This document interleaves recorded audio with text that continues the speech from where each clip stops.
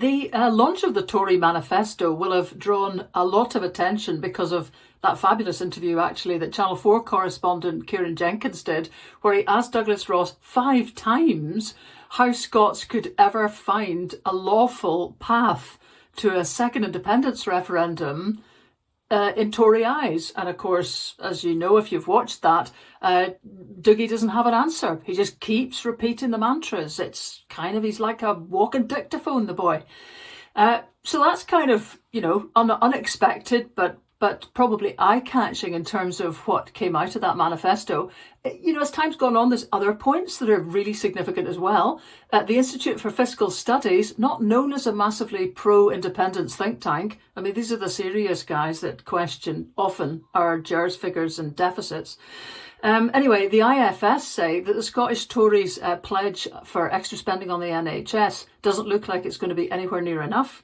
It looks like the cost of cutting income tax for the richest, which they're proposing, hasn't been included in their costings, and suggests that if they were going to go ahead with that cut, it would end up, surprise, surprise, causing cuts in other departments. Well, once again, who's surprised at that? It also shows, small detail, that despite the Tories having a sort of simpering support for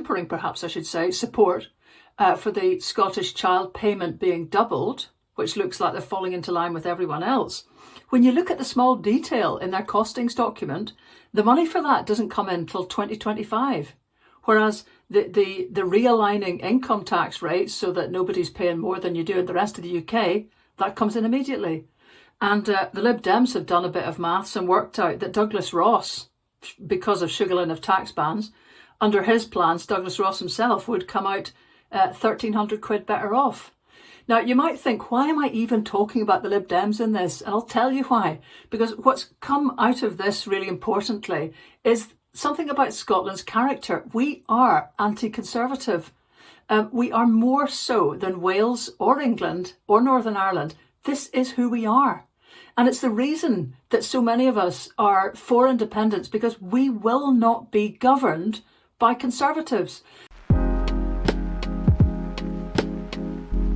When you look at this question of, particularly of child poverty, which is what the Tories have tried in Scotland to look like they're being all kind of alert and conscientious about, on this question of poverty, let's just stop a minute and recognise what Tories at Westminster do to children in Scotland. There was an interesting thing that probably passed everybody's attention last year, just in the tail end of last year, when a former Work and Pension Secretary said this, in response to the idea that universal credit rise, that 20 quid a week, might actually be axed. Stephen Crabb said, looking back, that we took too much money out of universal credit. Well, fine. And he says, this is what gives you a lot of the reasons behind the increase in hardship in this country. Now, this is the really interesting bit. Stephen Crabb said that the Treasury, under George Osborne's leadership, hated universal credit until it realised it was a mechanism to slash benefits in comparison with the tax credit system. Stephen Crabb, now he is the Work and Pension Secretary, says that the government only got behind universal credit when it spotted an opportunity for rolling out a cut to the welfare budget. Now, you might think, okay, that's horrific, actually, cynical, game playing, but par for the course, and perhaps ancient history, but not at all. Last year, there was a near doubling of households hit by the benefits cap, while many poverty campaigners were appealing during COVID for that to be relaxed. Ministers at Westminster ignored those calls completely. And of course, the £20 a week, that measly increase in universal credit that took so many people through COVID and that has been extended, has only been extended till September of this year. And all those claimants live in the fear that that once again will be dumped. And what does that mean? What it means is that 600,000 more children, 600,000 more, live in relative poverty since the Tories came to power in 2010.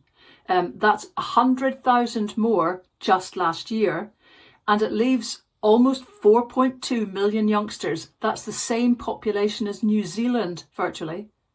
4.2 million youngsters living below the poverty line in Britain, with, of course, Scotland holding its population share. Actually, a little lower than the rest of the UK for one main reason identified by the Joseph Rowntree Foundation, because of our historic reliance on social housing rather than the private marketplace. So, okay, it's great to see all those headline grabbing figures about the Tories' essentially uncosted manifesto. You can have quite a laugh at Douglas Ross and his inability to answer a question asked 5 times. But the really important point here is we know who the Tories are. They're sleekit, they're playing a game with people's lives, and that could be agreed upon by practically everyone in Scotland. So why don't we want this country then to be able to govern itself?